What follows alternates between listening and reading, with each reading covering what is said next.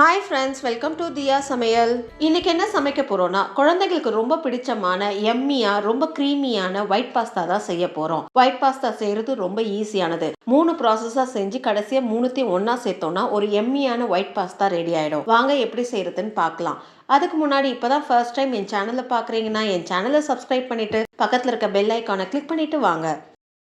First நம்ம பாஸ்தாவை வேக வச்சு எடுத்துக்கலாம். ஒரு பாத்திரத்தில் பாதி அளவுக்கு தண்ணி எடுத்துக்கோங்க. தண்ணி நல்லா சலசலன்னு கொதிக்கும் போது 2 கப் பாஸ்தாவை சேர்த்துக்கோங்க.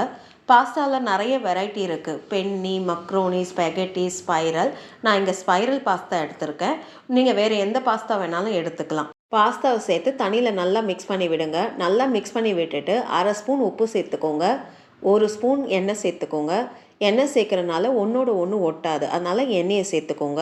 எல்லாம் சேர்த்து ஒரு கலரி விட்டுட்டு 10 நிமிஷம் மீடியம் ஃப்ளேமில் இதை நல்லா வேக விடுங்க. அப்பப்போ கிளறி விட்டுக்கோங்க. நான் செய்கிற அளவு பார்த்தீங்கன்னா சின்ன பசங்க ஒரு 4லேருந்து 5 பேர் தாராளமாக சாப்பிட்லாம். பெரியவங்களாக இருந்தால் ஒரு 3 பேர் சாப்பிட்லாம். நீங்கள் எத்தனை பேருக்கு செய்ய போகிறீங்களோ அதுக்கேற்ற மாதிரி அளவை மாற்றிக்கோங்க. 10 நிமிஷம் மீடியம் ஃப்ளேமில் வேக விட்டதில் பாஸ்தா நல்லா வெந்து வந்திருக்கு. இப்போ அடுப்பை ஆஃப் பண்ணிவிட்டு தண்ணியை நல்லா வடித்து எடுத்துட்டு பச்சை தண்ணியை வச்சு இதை சூடு போகிற அளவுக்கு நல்லா அலசி விடணும். சூடோடு அப்படியே விட்டுட்டிங்கன்னா ஒன்றோட ஒன்று நல்லா ஊட்டிக்கும். அதனால் சூடு போகிற அளவுக்கு நல்லா தண்ணியை விட்டு அலசிட்டு ஒரு ஓரமாக எடுத்து வச்சுக்கோங்க. காயை வதக்க ஒரு பேன் எடுத்துக்கோங்க. பேன் நல்லா சூடான பிறகு 2 ஸ்பூன் எண்ணெய் சேர்த்துக்கோங்க. 1 டேபிள் ஸ்பூன் பொடிசா நறுக்கின பூண்டு சேர்த்துக்கோங்க. பூண்டு சேர்த்து அந்த எண்ணெயில் ஒரு 15 செகண்ட் நல்லா வதக்கி விட்டுக்கோங்க. பூண்டை 15 செகண்ட் நல்லா வதக்கி விட்டாச்சு. இப்போது சின்ன சைஸ் வெங்காயத்தை நறுக்கி சேர்த்துக்கோங்க. உங்களுக்கு எந்த ஷேப்பில் வேணுமோ அந்த ஷேப்புக்கு நீங்கள் நறுக்கி சேர்த்துக்கலாம். வெங்காயம் சேர்த்து அது நல்லா சாஃப்ட் ஆகி கண்ணாடி மாதிரி மாறும் தெரியுங்களா, அந்த அளவுக்கு நல்லா வதக்கி விட்டுக்கணும். வெங்காயம் நல்லா சாஃப்ட் ஆகிற அளவுக்கு நல்லா வதக்கி விட்டாச்சு. இப்போ சின்ன சைஸ் குடமிளகாவை கட் பண்ணி சேர்த்துக்கோங்க. ஒரு மீடியம் சைஸ் கேரட்டை தோல் எடுத்துட்டு கட் பண்ணி சேர்த்துக்கோங்க. 1/2 கப்பு சோளத்தை சேர்த்துக்கோங்க. காய்க்கு தேவையான உப்பு சேர்த்துக்கோங்க. 1/2 ஸ்பூன் மிளகுத்தூள் சேர்த்துக்கோங்க. எல்லாம் சேர்த்து ஒரு 3லேருந்து 4 நிமிஷம் லோ ஃப்ளேமில் நல்லா வதக்கி விடுங்க. காயில் இருக்க தண்ணியிலே காய் நல்லா வெந்து வந்துடும். காயை பொறுத்த வரைக்கும் நம்மளுக்கு 75% தான் வேகணும். காயோடைய கிரன்ச்சினஸ் நம்மளுக்கு அப்படியே இருக்கணும். அப்போ தான் ஒயிட் சாஸோடு சேர்த்து சாப்பிடும் போது ரொம்ப டேஸ்ட்டாக இருக்கும். காய் ஒரு 75% நல்லா வெந்து வந்துடுச்சு. இப்போ அடுப்பு ஆஃப் பண்ணிவிட்டு இதை ஒரு ஓரமாக வச்சுக்கோங்க. ஒயிட் சாஸ் செய்ய ஒரு பேன் எடுத்துக்கோங்க. பேன் நல்லா சூடான பிறகு 75 கிராம் வெண்ணெய் சேர்த்துக்கோங்க. வெண்ணெய் சேர்த்து நல்லா உருகட்டும்.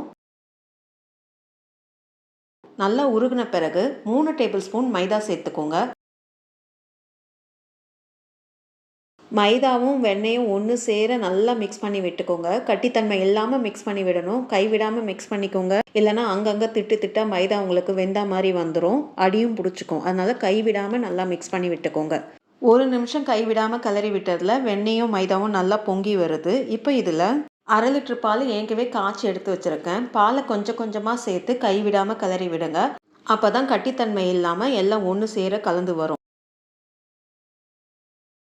1/2 லிட்டர் பாலையும் சேர்த்து நல்லா கலந்து விட்டாச்சு. இப்போ மீடியம் ஃப்ளேமில் நல்லா கொதிக்க விடுங்க. இது நல்லா ஒன்று சேர கொதிச்சு நல்லா வெந்து கொஞ்சம் திக்காய் வரும். அப்போ லோ ஃப்ளேமுக்கு மாற்றிக்கோங்க. அப்பப்போ விட்டு கிளறி விட்டுக்கோங்க, இல்லைனா அடி பிடிச்சிரும். 4லேருந்து 5 நிமிஷம் விட்டு கிளறி விட்டதில் கொஞ்சம் திக்காய் வந்திருக்கு. இந்த ஸ்டேஜில் ஒயிட் சாஸ்க்கு தேவையான உப்பை சேர்த்துக்கோங்க. 1 ஸ்பூன் மிக்ஸ்ட் ஹர்ப்ஸ் சேர்த்துக்கோங்க. 1 ஸ்பூன் சில்லி ஃப்ளேக்ஸ் சேர்த்துக்கோங்க.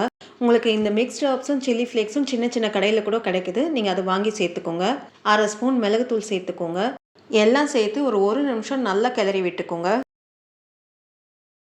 1 நிமிஷம் எல்லாம் ஒன்று சேர நல்லா கிளறி விட்டாச்சு. சாஸை பொறுத்த வரைக்கும் ரொம்ப திக்காக இருக்கக்கூடாது, ஒரு செமி திக்னஸில் தான் இருக்கணும். இப்போ இந்த ஸ்டேஜில் வேக வச்ச ஸ்பைரல்ஸ் பாஸ்தாவை இப்போ இதில் சேர்த்துக்கலாம். வதக்கி எடுத்து வச்ச காய்கறியை இதில் சேர்த்துக்கோங்க.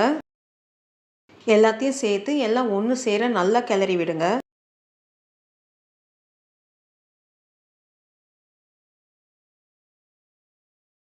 எல்லாம் ஒன்று சேர நல்லா மிக்ஸ் பண்ணி விட்டாச்சு. இப்போ கடைசியாக 2 சீஸ் க்யூப்ஸை நல்லா துருக்கி சேர்த்துக்கோங்க.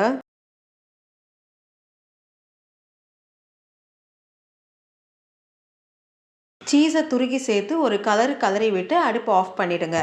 ரொம்ப டேஸ்டான ஒயிட் பாஸ்தா ரெடி ஆகிடுச்சு. இந்த வீடியோ உங்களுக்கு பிடிச்சிருக்கும்னு நினைக்கிறேன். அப்படியே ஒரு லைக்கை கொடுங்க. அப்படியே என் சேனலை சப்ஸ்கிரைப் பண்ணிவிட்டு பக்கத்தில் இருக்க பெல் ஐக்கானை கிளிக் பண்ணுங்கள்.